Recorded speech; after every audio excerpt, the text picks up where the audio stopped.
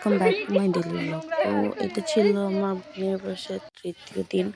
সকাল সকালের পুকুর থেকে একদম বড় বড় মাছ ধরে নিয়ে আসছিল। দেন সকালের নাস্তা ছিল এখানকার প্রচলিত ভাবে যাকে আইসকা বলে, মানে চিকন চিতায় বলা যায় কিংবা ডোসা এরকম টাইপের একটা খাবার। মানে এদিকে তো ওই তো অ্যাজ ইউজুয়াল মাটির দোতলারই ভরপুর।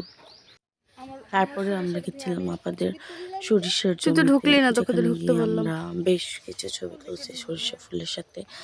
দেন তারপরে আশেপাশে তাদের জমি জমাগুলো ঘুরে ঘুরে দেখছিলাম।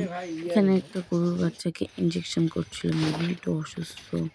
এই যে এই বাঁশের ঝাড়গুলো, এগুলো মেবি আপাদের। দেন আমরা সন্ধ্যার পর যাচ্ছিলাম ঋষিকুল নামের একটা জায়গায়, ওখানকার ফেমাস পেঁয়াজ বড়া এসব খেতে। মোটরসাইকেলে করে শীতের রাতে যাইতে তো খুবই মজা লাগতেছিল। এটা ছিল একটা স্কুল মাঠ, ঋষিকুল স্কুল মাঠের পাশে ছিল দোকানটা। তো এখানে স্কুল মাঠটাতে সবাই ব্যাডমিন্টন খেলছিল, প্লাস এখানে আমরা খেতে আসছি একটা কাছে এসে আমরা বসছিলাম আর ভেতরে সব ছেলে মানুষগুলো ছিল। দেন চলে আসছে আমাদের কাঙ্ক্ষিত পেঁয়াজি। এটা বেশ মজার ছিল, আমরা সবাই মিলে এটা খাইলাম। তারপরে গরম গরম বড়া ভাত ছিল, আমি সেটার একটা ক্লিপ নিয়ে নিলাম ছোট।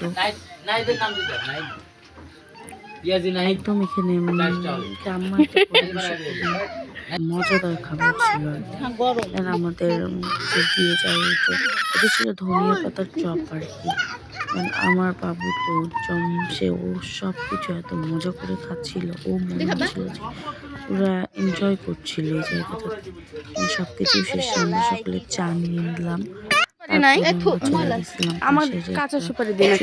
দোকানে, যেখানে চিপস চকলেট বাচ্চারা নিল আর আমরা সকলে একটা করে পান খাইলাম। তো এই পর্যন্তই ছিল আজকের ব্লগটা। দেখা হবে পরবর্তী কোনো ব্লগে। সে পর্যন্ত ভালো থাকবেন সকলে। সকলকে টাটা বাই।